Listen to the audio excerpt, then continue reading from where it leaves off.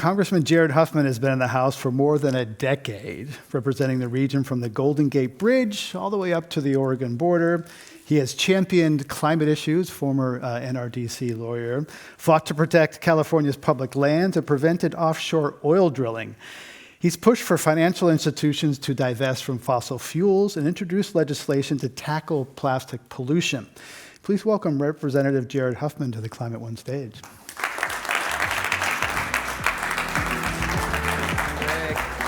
Good to see you. All right. Well, lots been going on, lots to talk about for sure. I think Bloomberg summed it up with a headline, "Years of climate action demolished in days." There's so much going on with, aimed at public health, greenhouse gas emissions, just everywhere. How do you keep track of it all, and what's most on your mind? Unfortunately, I have to try to track all of it, and that, could consume all my efforts just in the climate space, but I've got, the rest of the jurisdiction of the House Natural Resources Committee now that I'm the ranking member. And then I've got the broader attacks on our democracy and the economic chaos. So it is a lot. All of us are having our bandwidth tested in this. That's the point? Yeah, I think it is the point. Yeah. So you're managing to, climate is just one piece. This week was people were kind of on defense, worried about something. How do you regulate sort of, because there's some who say that there's this weapons of mass distraction, that some of what we're seeing is like flash over there. Yeah. Look over there. It's because I don't want you to look over here. Yeah. How do you know what to focus on? I haven't found a formula that I can articulate yet, but I think you have to take these things one at a time. And, you kind of figure out that maybe the fight over renaming the Gulf of Mexico is not, where we ought to put all of our effort. Or colonizing Greenland, yeah. Perhaps, yeah. But there's some other stuff that we need to take very seriously. And I would argue that the things that are fundamentally focused at tearing down our democratic institutions, at establishing awful new precedents, such as what he's doing on immigration policy, his efforts to target political opposition. I mean, these are all major steps on the path to totalitarianism, and I sort of give those highest priority. Right, and I've been working on climate for almost 20 years, and have often said like climate's sort of the meta issue. Everything, it's like if we don't have a stable climate, you don't have welfare, lots of things. And I'm actually more worried about democracy than climate in some ways. I'm right with you. I think right now the biggest climate issue is democracy. There's a business case for clean energy. It is cheaper. It can be profitable. It's clean. It's better in so many ways, clean energy. The business case for democracy is a business case on the other side, which is like you can make money, with undermining democracy, with less democratic ways. That worries me. Some people are getting fabulously rich at it, aren't they? Yeah. Yeah, they are. Among the actions, that's happening is the National Environmental Policy Act, something that is a little bit wonky, but if you ever want to, build something in your backyard or near a stream or kind of do anything in this country, that comes into play. It's a 55-year-old law that directs federal agencies to consider environmental and cultural impacts from new development projects. Now each agency is being asked to kind of look at it differently. Tell us why we should care about this. Why does it matter? Right.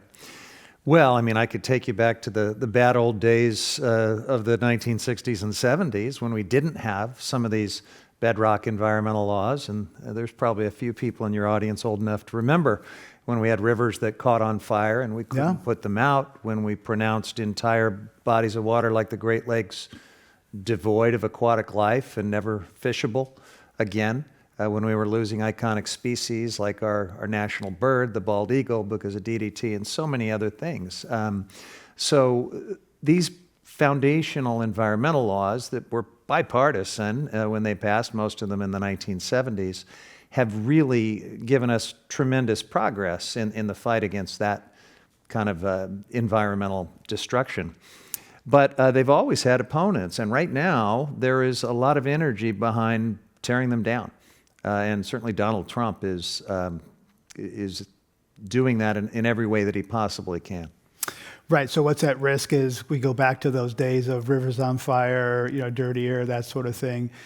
Is there anything that states can do? What's the risk? What's the protection for that? Because now, Yeah, a state like California can do a lot and has done a lot. We've got state laws that mostly mirror all of our federal environmental protections, and in many cases go further. And in some cases, we had state laws like the Porter-Cologne Water Quality Act before we had the Federal Clean Water Act. So California has always been a leader in this space. The problem is water pollution doesn't stop at state boundaries. Air pollution doesn't stop. Wildlife move and go and without regard for state jurisdiction. So you really do need national standards and national laws to protect these natural and national resources. Right. And we've seen, obviously in the first administration, there was sort of, attempts to shrink the EPA. These institutions can come back. That's a lot of what, Biden tried to do is, but is it different this time? What's happening in terms of the, approach to the EPA and others? We didn't have Elon Musk last time. Yeah. It's just different in every way. Look, I've been fighting Republicans in Congress on some of these issues for as long as I've been there, and I'm in my 13th year now in Congress. So the attacks are not new, but the tactics and the ferocity and the impunity with which they're being advanced, that is new. I mean, Republicans that I have been working with used to have some limits to where they would go. They wouldn't call for outright repeal of things like the Endangered Species Act. They would say they supported all of the above energy portfolios. Mm-hmm. Look at what we're dealing with right now. I mean, Donald Trump has declared an energy emergency, a fake energy emergency, at a time when we're producing more energy of every kind that we ever have, more fossil fuel exporting. I mean, we're setting all kinds of records. But he's declared this crisis, this emergency, and then used it to try to fast track only fossil fuel projects. Yeah, because that emergency power gives him more power. Right? Exactly. Mm-hmm. Yeah, and so just this week they announced that they are going to pretend to reduce federal permitting for fossil fuel projects to just 28 days under this emergency that they have declared. And my feeling is, I hope big oil is stupid enough to try to take advantage of that new permitting avenue that the president is attempting, because they will get sued and they will lose. Well, but even, the head of ExxonMobil has said, we're not looking to expand supply right now because oil is what, $60? Right. The industry is not necessarily going to put a bunch of capital at risk at market where it is. So even though, the U.S. government can say these leases are available, it doesn't mean anyone bids on them. Doesn't mean anyone puts in there. So we're awash in fossil fuels. There is no crisis. There is no emergency. There is a climate crisis because of all this fossil fuel extraction and burning, and that's really the problem. That's the moment that we're in this Earth Week. Right, which also raises the question, just because someone announces something, there's an executive order, it doesn't mean that it will be thus. Do you think that people overreact to these executive orders? I don't even call them executive orders anymore. I call them imperial edicts. Mm-hmm. And you're exactly right, Greg. They have no legal effect. I mean, we've really got to do some civics education in this country. We've got to remind people that the entirety of the lawmaking authority rests with the Congress. The president has no lawmaking authority, none. He can sign the stuff that Congress sends to him. And then his entire job under Article 2 is to see to it that the laws are faithfully executed, the laws that Congress puts on his desk. And we have lost that somehow. This Congress in particular has just fecklessly surrendered all of its Article 1 authority. Article 1's many times longer than Article 2, if you read the Constitution. Mm-hmm. Clearly set up to be the main power center of our republic, the main check and balance on abuses of power, corruption, lawlessness, but only if a Congress is willing to do the stuff that our founders told it to do under Article 1. Right, and there's a reason why it is Article 1. EPA Administrator Lee Zeldin has announced his agency will reconsider the so-called endangerment finding, a 2009 conclusion that carbon dioxide pollution endangers human health and welfare. This is the basis of many climate regulations. It's based on a Supreme Court decision, Massachusetts versus EPA. Mm-hmm. So what does it mean if he succeeds in getting rid of the endangerment finding? Yeah, we have to find a better term for this endangerment finding because it sounds so esoteric to Yeah, most people. right. But what it really means is that carbon pollution is bad for people and bad for the environment, and that's like self-evident to anyone who listens to the science. It's like RFK said, sugar is poison. They need to borrow some of that, right? That's pretty straightforward. Right. But yeah, this was affirmed, upheld by the Supreme Court previously. It shouldn't be controversial at all. And to try to take it away, now that should be wildly controversial. And of course, that will be fought mightily in the courts. And the question is, whether some of these conservative justices will reach a different outcome this time. Right. It just seems like there's the time offset is like so much is happening so fast. And like the courts are like this sort of like chasing after the bus after it's long gone. So how do you deal with like the time frames of the courts so slow, the executive branch through these imperial edicts moving so fast?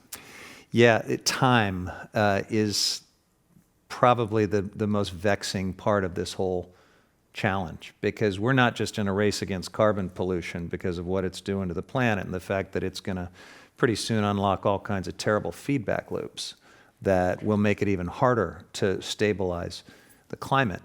But we have a narrowing window of time to stop it.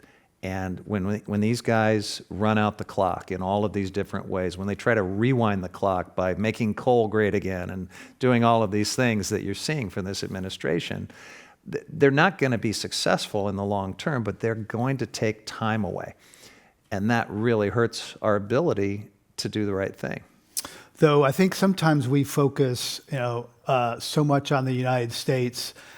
This week we heard that China is going to come up with a climate plan that's going to be, economy-wide. We don't have that. The rest of the world is not slowing down because the U.S. is hitting the brakes or taking a U-turn. I don't know how much time you focus on overseas, but let's look at the international context. Europe, I think, is a real climate leader these days.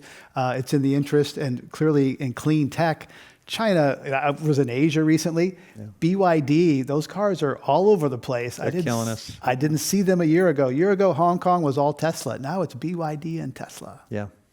To me, I just think this president is trying to take us back to some mythic previous era in almost everything. I mean, in trade policy from like William McKinley's presidency, the foreign policy that is an America First thing from long ago. These morality codes and other things that are from a bygone era, and yes, certainly with energy policy, fossil fuel is not the future.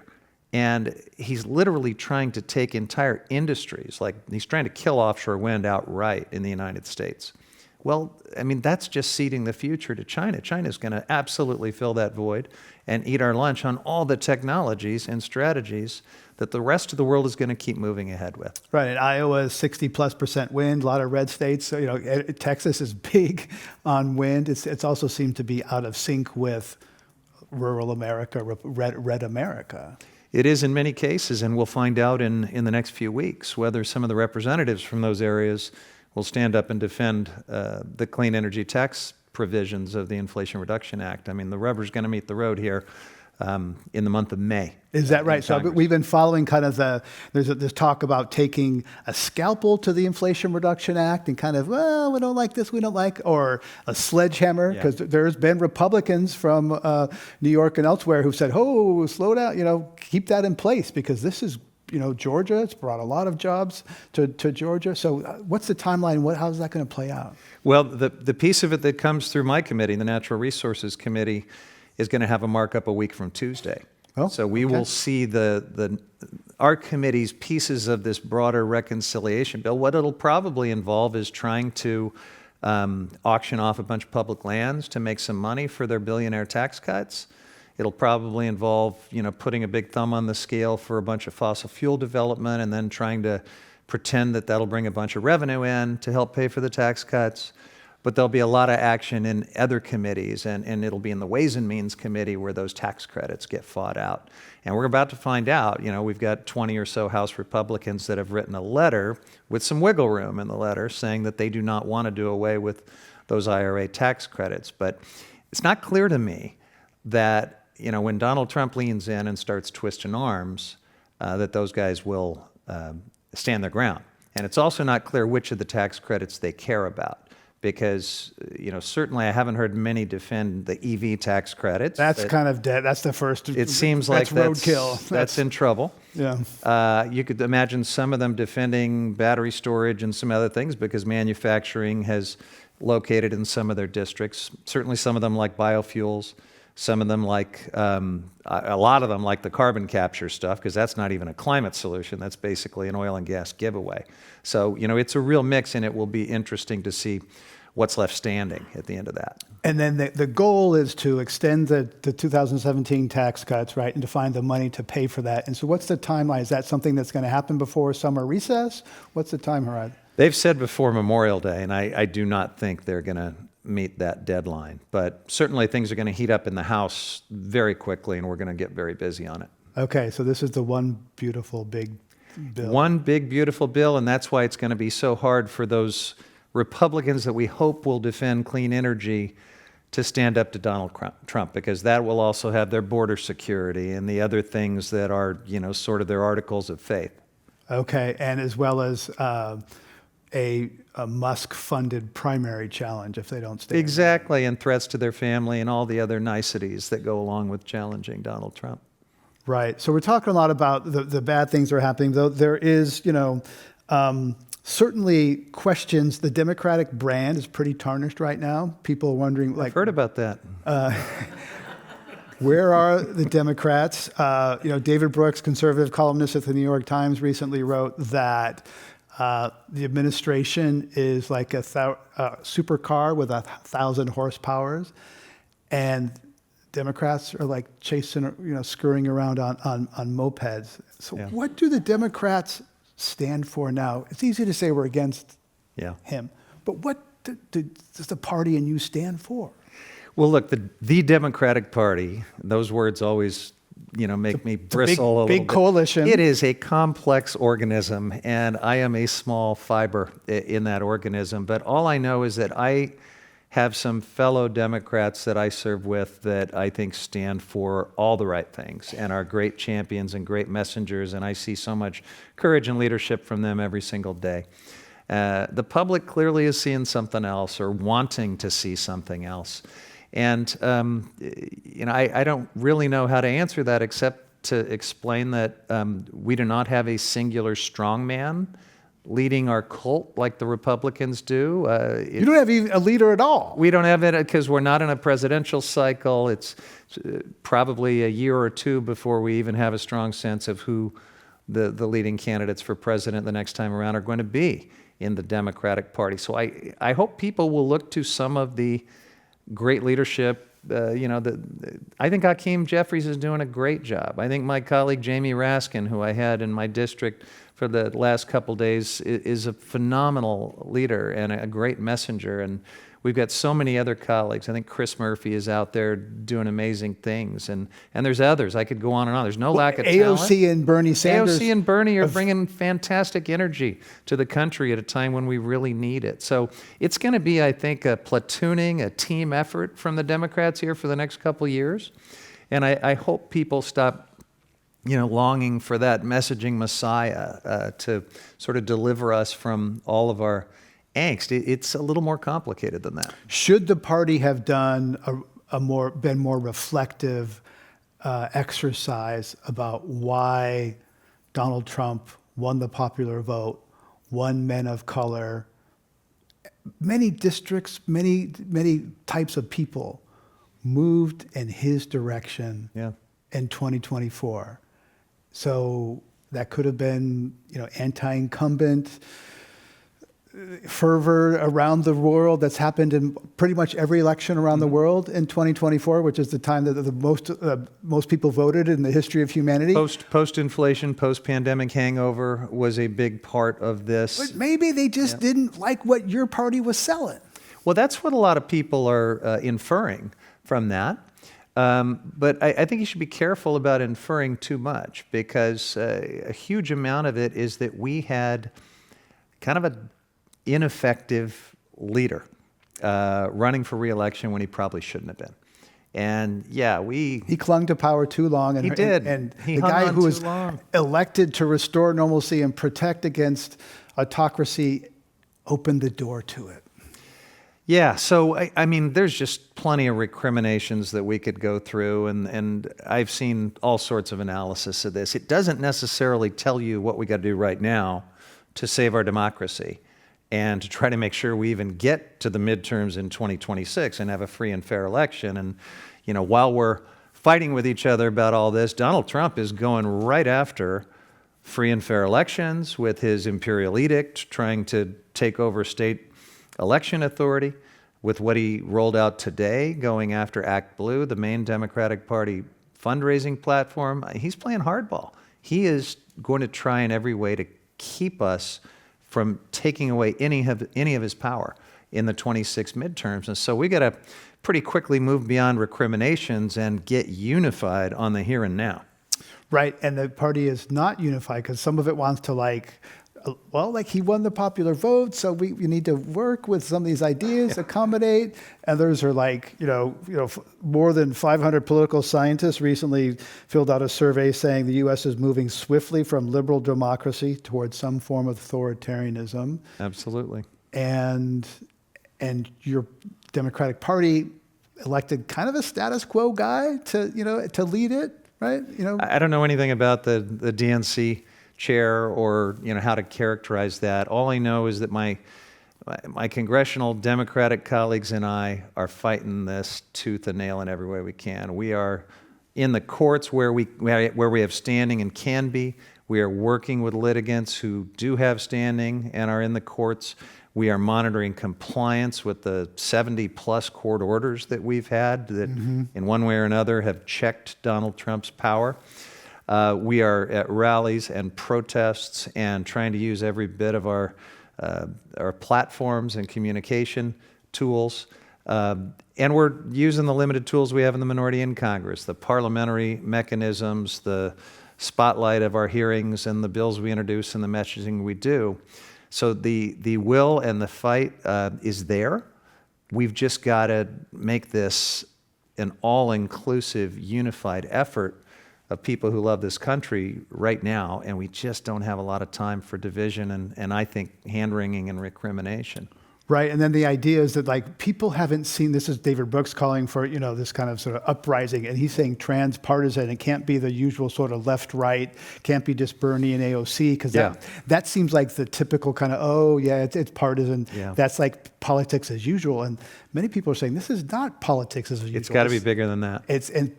But what's lacking is something that people will give themselves up for. That is Brooks has been saying this. We need to not just say, this is bad. What are we for? And there's not a leader or a cause, something, because democracy is like a process. I don't really, it's kind of vague. What does it mean? I vote. Okay, what is it other than that? Civil society is rallying. The nonprofits are rallying. Yeah, is democracy so esoteric that young people and others don't think it's worth fighting for? Because they've always had it and they've never lost it. Right. I think that we are starting to see, and in the weeks and months ahead, we'll see even more, how the breakdown of our democratic checks and balances and the erosion of our institutions actually does translate to things that hurt people. I take no joy in that. I think it's going to be awful. But you're going to see it in so many different ways. And it's going to start to threaten and hurt people in very direct ways, where the dots will connect, and it should happen. I hope it happens quickly. I mean, reproductive rights did that when Dobbs, and ending Roe. Like every woman's like that, and many dads, that could be my daughter. That could be, they could see themselves or someone they love in that situation, and that was politically very powerful. But this sort of trimming Noah and that sort of things, it just seems like that's just not as direct and human. Well, we'll see if that's the case when hurricane season arrives. So I wanted to talk about, Noah. Most people, think it's a, biblical character. What's Noah? It's the other Noah. The other Noah.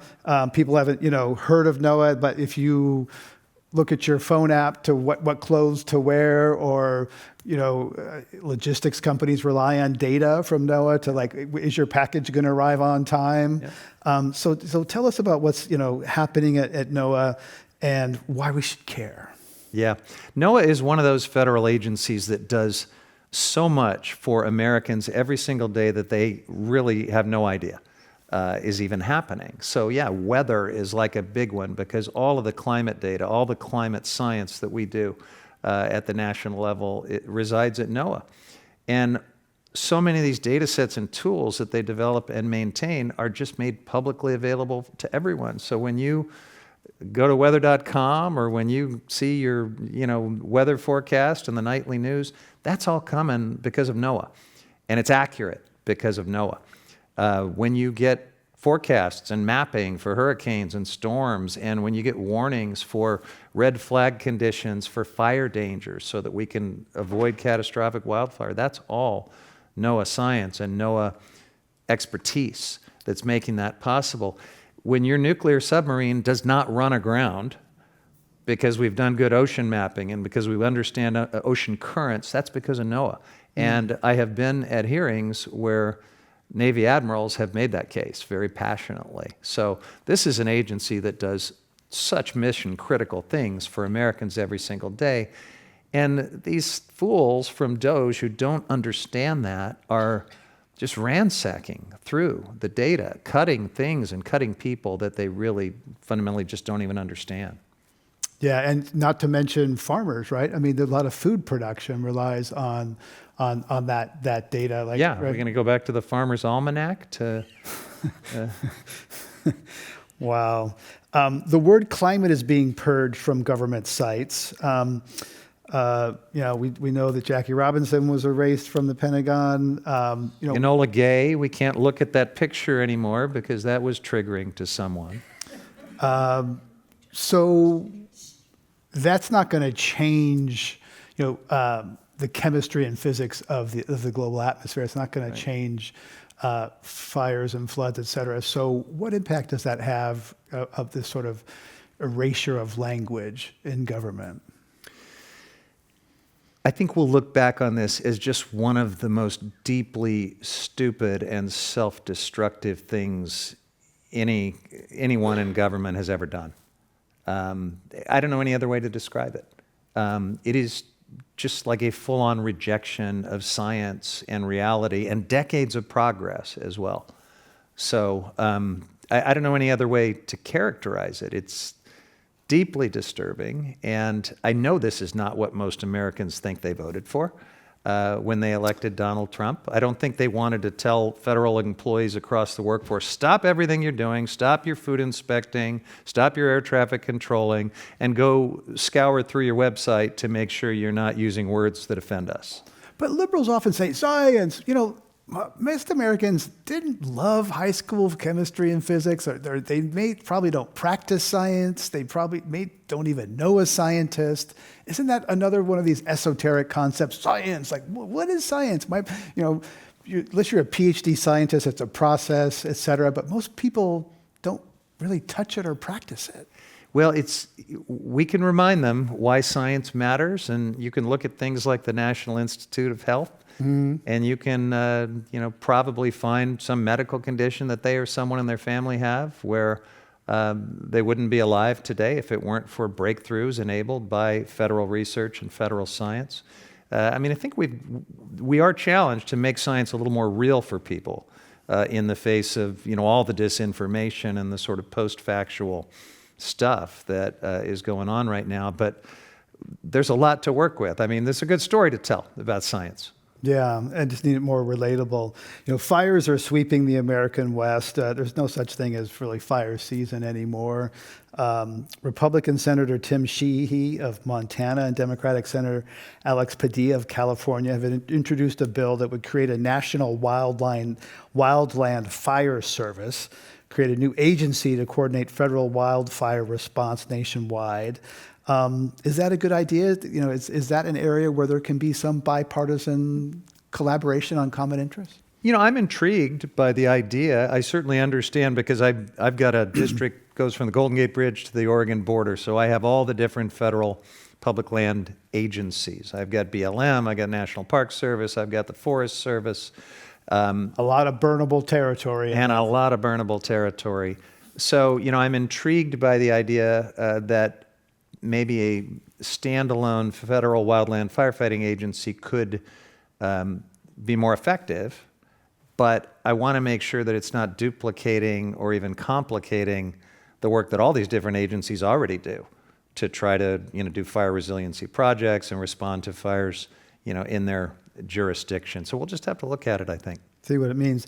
Another potential area of bipartisan agreement, we've been hearing about permitting reform for a number of years. This was supposed to be an area where Democrats want transmission for renewables, Republicans want oil and gas pipelines. Let's open it up and we can each kind of have what we want. Hasn't happened. Yeah. Where is it? Well, there's still a lot of conversation about it. What might change the conversation is, frankly, all of this new demand we're seeing from AI. So where this got bogged down in the last Congress was that most Republicans really didn't want to do energy transmission. They wanted to do pipelines. And that was their notion of permitting reform. It's fossil fuel all the way. And they were kind of threatened by energy transmission and FERC reform and other things that are holding back clean energy because they want their fossil fuel stuff. And FERC is the Federal Energy Regulatory Commission that governs cross-state transmission of energy. Yeah, exactly. But with all of this demand from AI, I think even those Republicans are starting to acknowledge we're going to have to do a lot more transmission upgrading just to meet that demand. Of the data center demand, Yeah. Okay. Yeah.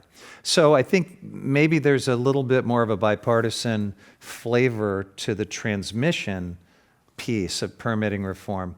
The problem is they still want to just open it wide open for fossil fuel in ways that should be deeply troubling to anyone that cares about the environment or some of these disadvantaged communities that always bear the brunt of fossil fuel pollution or the climate crisis, because they might even say we're going to make it technology neutral, do all this permitting reform, but they're doing all this other stuff over here to kill off clean energy. Right, and that's because data centers need electricity. They don't really run on, I guess they can run on natural gas at scale, but so that's changing the thing. Okay, that's interesting. What's inspiring or motivating you right now? What do you really like? We've been talking a lot about defense, darkness. Where's a spot where you're like, go on offense, something that you're excited about?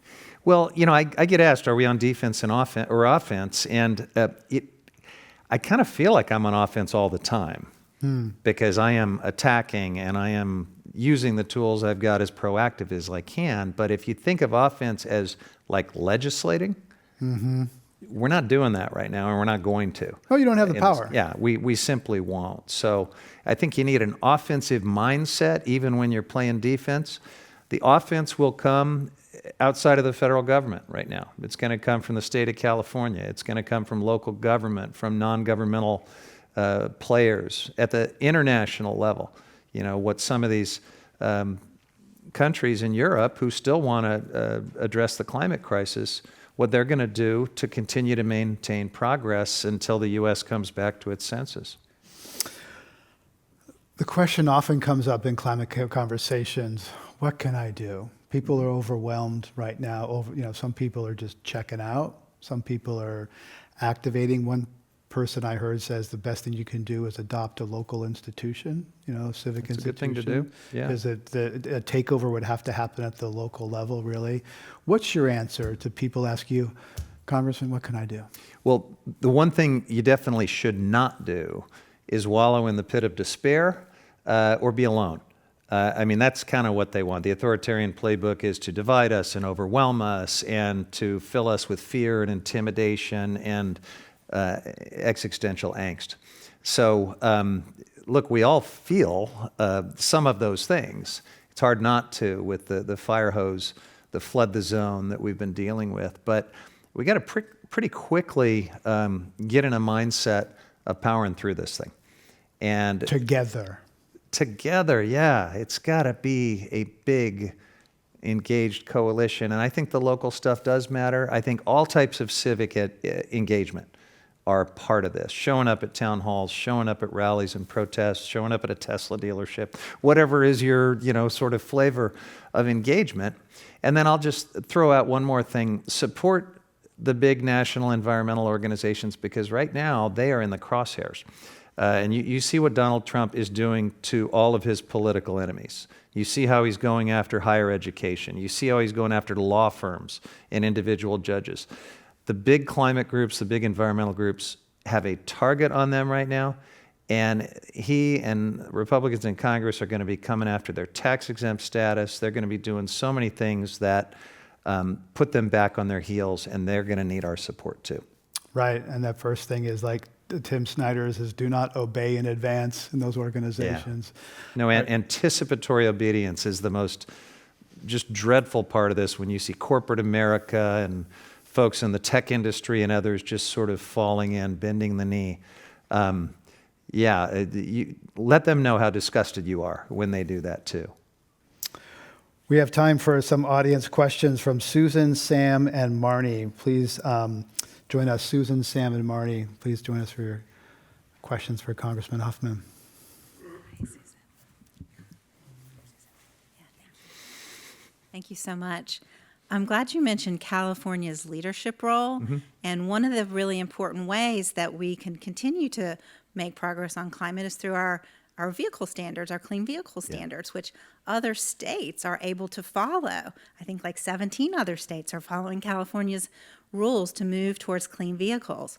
But now we hear that the Trump administration wants to take away our ability, revoke our waiver, or block California's ability to have our own standards. How concerned should we be about that, and what can we do to protect California's? Yeah, it's a great question, very timely question. So there's no doubt that the Trump administration is coming after it. Republicans in Congress are coming after the waiver that's been granted. All of this will be tied up in the courts, and the courts have previously upheld California's authority to have that waiver and to set our own standards. But, I think the bottom line is it will take them some time to, even if they're successful, it's going to take them several years. And we got to just encourage the state to stay the course and to push on with these standards. Don't bend the knee to Donald Trump. And I don't think Gavin Newsom or Carb or anyone else in California is on the verge of caving in here. I think at the end of the day, we will defend those standards. They will endure. But we're going to see the most serious attack on them that we've ever seen. And there was just a standing case argued at the U.S. Supreme Court that looks like, there's a fossil fuel entity that is probably going to be allowed to move forward with litigation, challenging the waiver. So the waiver is in the crosshairs on probably 3 different fronts right now. And we just got to fight it with everything we've got. Sam, welcome. Good evening, Congressman Huffman.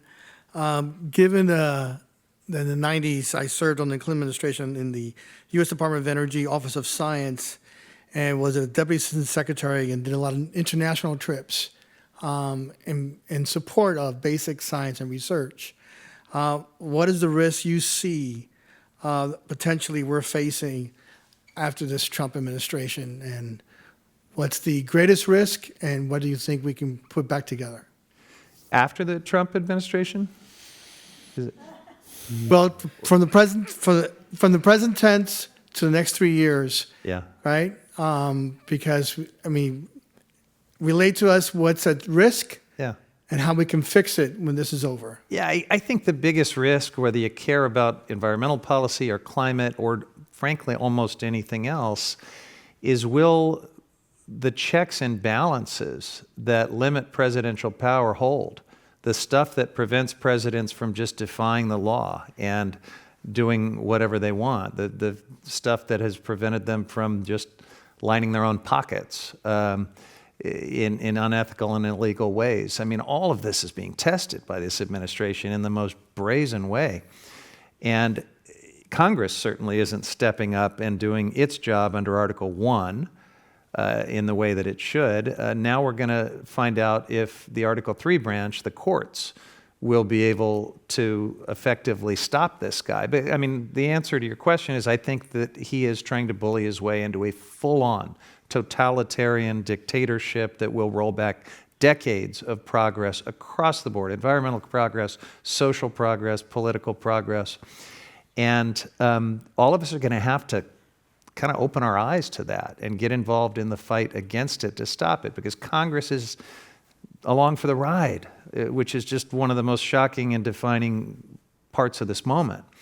The courts are so far holding, and we're about to find out if the president will defy court orders, and if and when that happens, it's really going to now, and that it will then go to the court of public opinion, and we will find out if the people of America are going to stand for that.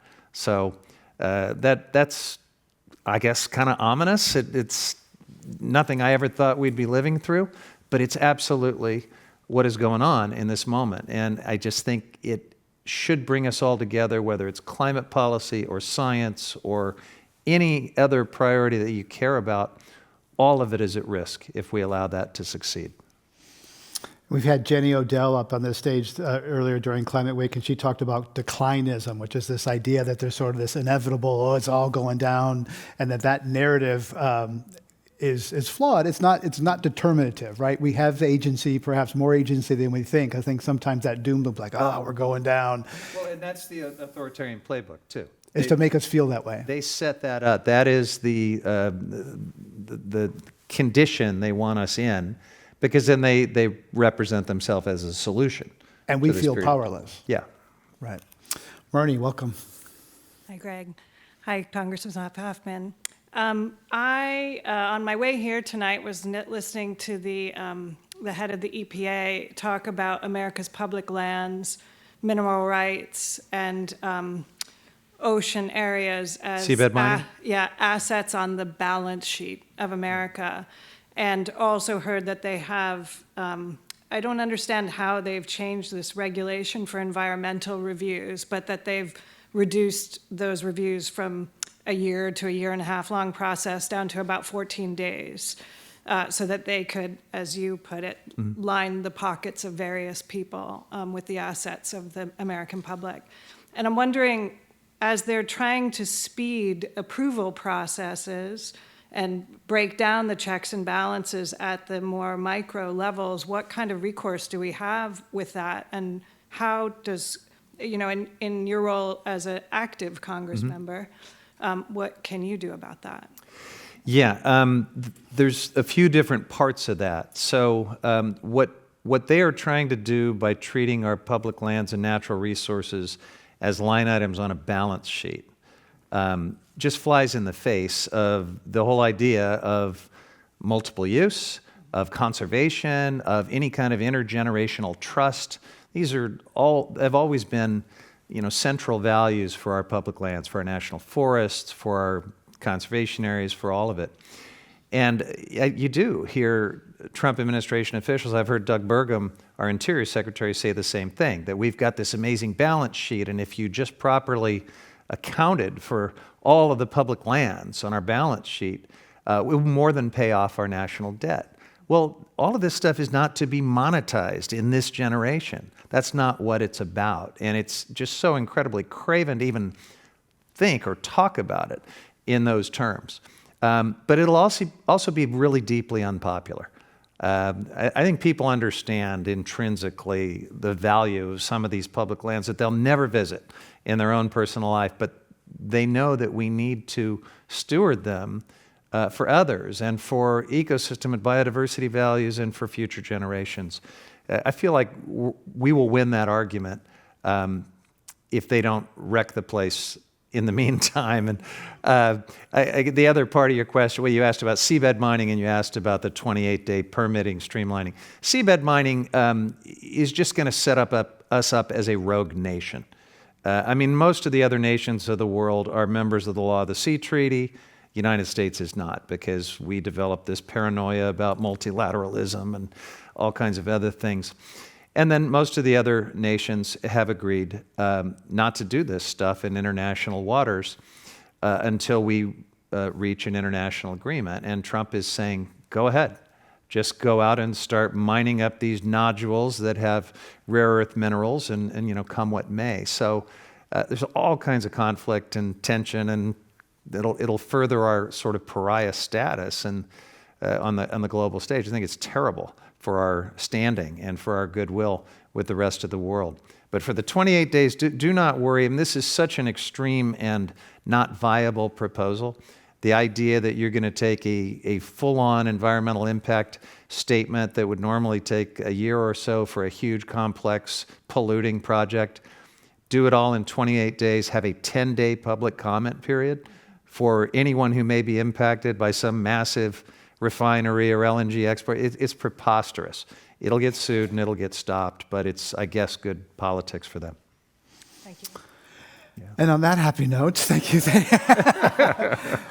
Let's give a round of thank you, Congressman Huffman, for joining us, sharing. It's up to us what we do with it. It is. Republic, if we can keep it. Yeah, let's get to work. Thank you. Great. Thank you. All right, thanks. Pleasure.